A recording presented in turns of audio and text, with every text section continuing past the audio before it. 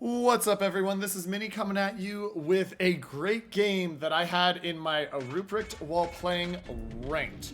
So we're going to get this going. We're going to have a great time. Before this video starts, don't forget to hit that subscribe button on YouTube.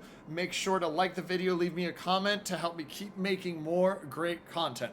So in this game, I'm in Silver Ranked, and so it's 6v6, 8s and 9s. I'm in a Rupprecht. We also have on our team an FDG, a Borodino, a Rune, a Jutland, and a Benson.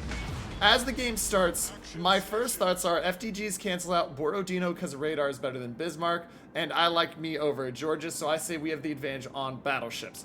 Alaska is better than Rune because of radar plus tankiness, so Alaska beats them. They have the cruiser advantage. And then I like Jutland Benson a little more than Fletcher Kagero, so I say we have the battleship and DD advantage. They have the cruiser advantage. But let's see what we can do in this, and we're going to have a blast. So we're going to start off going towards B here on Tears of the Desert, or as I affectionately call it, Tears of the Cruiser. And we're going to do our best to help the Rune and the Benson take this cap. And so early game here, I'm focusing on making sure that I go to B. I want to make sure that we have assistance so that we don't lose a ship willy-nilly up at A.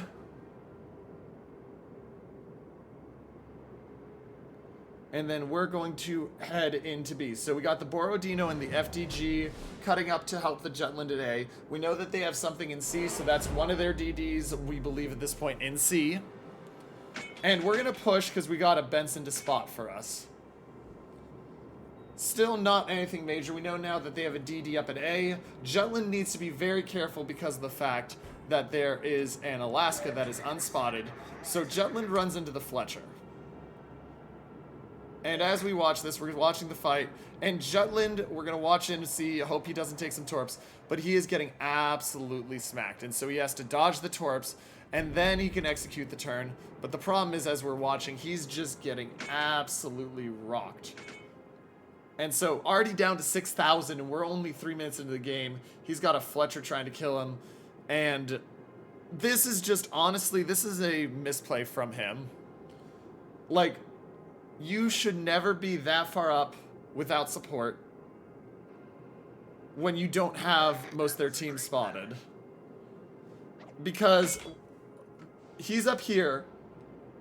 He should be able to fight, but with the Bismarck and FDG there, he's in a problem spot, and we don't know where their Alaska is. So if their Alaska's up there, he got radared, yeah, he's dead to rights. Our Borodino and FDG aren't going to be strong enough to prevent him from dying if he gets radared and is getting Alaska slapped. Even if there's not an Alaska up there, he's still taking a fight that he doesn't need to take, and he was very over-aggressive in a fight. So we're down early a ship, which is very painful for us. Now I'm going to start to look at this Georgia because we need to start to turn this around.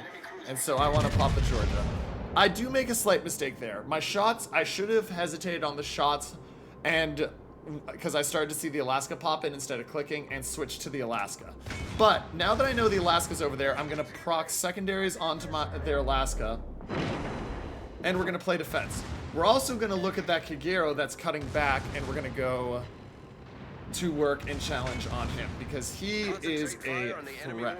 So we're going to turn and we're going to go in towards this island because we don't want to come out dead center in front of an Alaska and a Georgia right now unless we have to. So we're kind of sitting here, we're slowing down, we're setting up our shots to look for them, and we're going to see if that Kagero is going to go into a spot where I can see. Alaska's used his radar, which means our Benson has to retreat, but we've got a chance to work on their Georgia. He's dodged the torps, so we're gonna put the shells out there. We're gonna get some good hits, we're gonna get a fire, and he's in a spot. And my secondaries are just doing way better work than his are right now, which is what we want.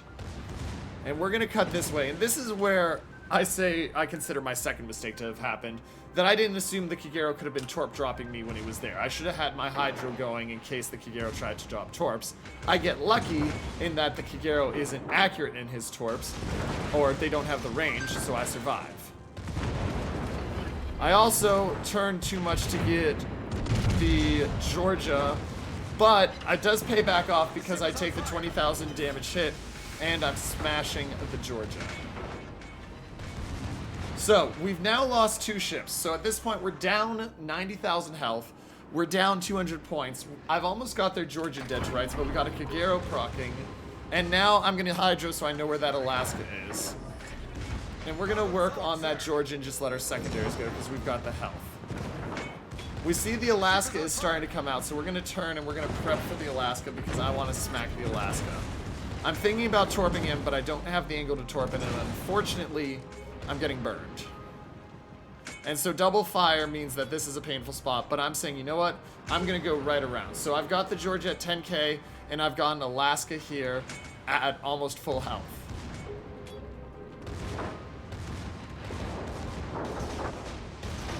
This is where mistake number 3 is. I'm eager to get the torps off, but I launched way too early. Because of the fact that, as you're going to see here, they're going to hit the island. Also, I take a ton of damage, and I am not long for this world if I'm not very careful. We get the big torp hits we needed. We're going to turn and we're going to line the guns up here. We're going to hit the DCP, keep us alive with 3,000 health. And we're going to get the double Citadel, kill the Alaska, and we're going to turn over and see our secondaries burn out the Georgia for our double strike. So at this point, we're down all 3 caps. The Kagero's taken B. I've killed him. I can go to C, but we're down all 3 caps. They still have the same number of ships as us and 70,000 health. So this game is still looking rough and down. Oh, by the way, 6 minutes of the game, we have 126,000. Now, here's where Kagero makes a mistake. Kagero comes in to my Hydra range, and he doesn't stop. He keeps going. So the Kagero keeps going, and I'm going to push myself to get into a spot where the FDG and Bismarck don't have shots at me. And I'm going to look at this Kagero, and I'm going to pop. Something I probably should have done is switch to HE instead of AP. But I have the AP loaded. We're going to line up the shots. We're going to smack him with 6 shells for 6,900. And then our secondary is going to do the work on him that needs to happen. And the Kagero is going to be down to 0. And there's our 3rd kill and a close quarter expert. We're also well out of the torpedo range, and we've got a heal, so we're going to be back up to 10,000 health and change. Now, our Borodino goes down to tie it back up in terms of ships, so we're still down 70,000 health and over 200 points. So I'm not liking our chances at this moment, but still winnable, as I say, because the Benson and the Rune can take B. They're not in a position to deny us taking B. My goal is to take C, and I want to slow down and I want to stay here behind the rocks for the moment to make sure that I get this capture.